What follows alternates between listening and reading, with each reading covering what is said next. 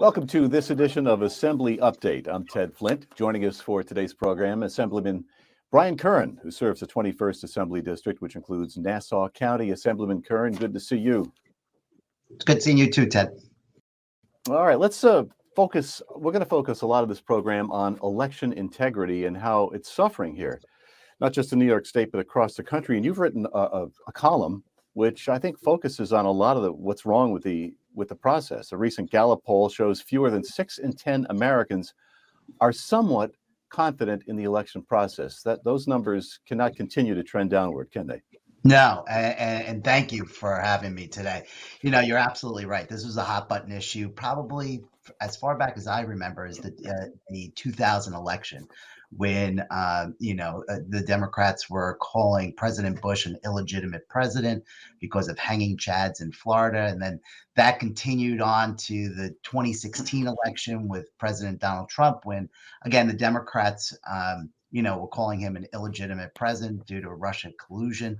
And then, of course, this past election, it was my party. It was the Republicans who were saying that Joe Biden didn't win the election, and that there was stolen votes and a lot of things going on, that he didn't really win the election. So you talked about the Gallup poll, and those numbers reflected 2020, but before 2000, from 1964 to 1996, over 70% of the public had faith in our elections. So you tell me, there clearly is a correlation about what's been going on since 2000 up until now about people losing faith in what the actual results of an election are. And that's troubling, because that's a bedrock principle of our entire system, free and fair elections. So we should be concerned about it. And it doesn't seem like we are. Political leaders across the country are passing laws, or enacting laws that fundamentally would change the way we hold elections in the country. And that's happening here in New York State specifically. Speak to that, if you would. Yeah, and unfortunately, what we just spoke about people losing faith and trust in election results, you would think that government's main priority would be to shore up that trust, to make sure that we take every step we could to make sure that people believe that in the day after election day, that those results are the actual results. And we're not doing that. We're doing actually the exact opposite. One example that I like to put forward is, voter ID in elections across the country enjoy close to an 80% approval rate among all voters, not just Republican, not Democrat, not independents, all voters. And that's probably because you need photo ID for the simplest of actions here in any state. But, unfortunately, the other side of my aisle, and that would be the Democrats, have consistently opposed this very reasonable measure that would reinforce people's trust in who's voting in our elections. And they voted down, and they rejected every single time, which is a shame. And that would be a big step in reinforcing people's trust in our elections. But here in New York, as you talked about, Ted, we're not only taking steps to reinforce their trust. It seems like we're taking steps in the opposite direction. We are creating and passing laws which clearly puts a very heavy thumb on the scale of who is going to win election by a variety of ways. And that's just going to cause more voter mistrust in the elections than anything else. In the final couple of weeks of the legislative session, Democrats, one bill would change most town and county elections to even numbered years. You spoke in opposition to that bill. We have your comments on the floor of the Assembly. Let's take a look at some of the reasons why you oppose that bill, and we'll come back and we'll comment further with Assemblyman Brian Curran. This bill, specifically as it is here tonight, and with only promises that we're going to do something in the future, excludes every city within the state, which is 1/3 of the voters every time that they go to the polling. Second, it wouldn't include school district elections and fire districts that have the lower voter turnout of everywhere except for the cities. Then it will decrease voter turnout in the elections that remain in odd-numbered years. And there's a percentage, as we spoke about, of ballots drop off in every election that will offset any voter increase in the local elections that we're actually moving to the even numbered years. It's also not about cost savings in the money. Board of Elections will incur increased costs for, I believe, for new ballots or the way that they have to actually deal with it. Based upon this, and the skeptic in me says that this bill is purely about politics. It's about reshuffling certain elections to even years so that one party has more of a chance to win those elections. Yeah, we already have one party rule here, as you know, in New York State, and this would add to that. Has the governor signed this bill yet or no? No, not she has signaled her intent to do it, but she Right. hasn't as of right now. But let me just say something. Yes, the state is a one-party state right now, with both the Assembly, the Senate, and the governor's office being held by Democrats. Every city, village elections, school board elections, they were excluded from this bill. This was a targeted bill to certain areas whereby they're changing the election dates and the schedules to move those elections from odd numbered years to even years. And like I said, there are so many things wrong with this bill. It's so bad of a bill that Newsday came out and said that it's a bad bill and they should keep the local elections where they are. Because you know what? The elections of town council, town supervisor, county executive, and county legislature are going to be overshadowed by the federal and state issues, presidential and governor elections. And the most important issues to my constituents is local issues. And they're going to be overshadowed and drowned out. And by the time you get down to the end of that ballot, most people are going to drop off the ballot and not even going to vote in those elections. So the 18% increase that the Democrats are counting on in those new years is going to be dropped off, historically has been shown, dropped off at the end of those, could be up to 30 people on the ballot. So we'll have to wait to see, but it's a bad bill. Nassau County and town of Hempstead has had their elections in odd numbered years for over 80 years with no incident, no problem. All of a sudden, we're looking to change that. I'm going to leave it up to everybody to figure out why they're doing it, and only in certain areas. Okay. There is another bill that you oppose, the New York Early Mail Voter Act. It was rejected by the voters, soundly rejected, but here it is again. The governor may or may not sign it, but I mean, give us your reasons for opposing that. Well, it's no excuse voting, and you talked about it right off the bat.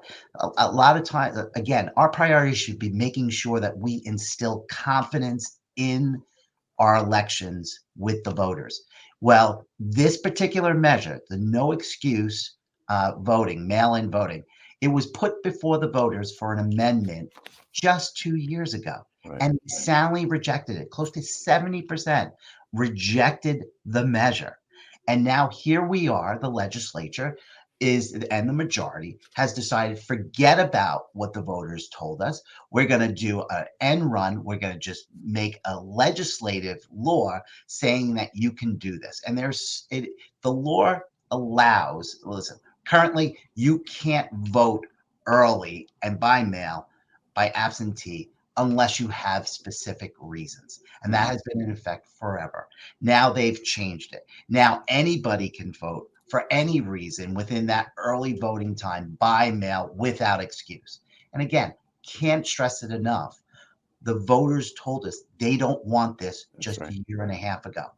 We turned around and did the exact opposite. Can I just say one other thing, Ted? I know I'm running long here, but this is not the first time they have absolutely gone against the will of the people. We've seen this before in redistricting. In redistricting, the majority of the Albany Democrats, they wanted an independent redistricting commission back in 2014. They got it when there was divided government.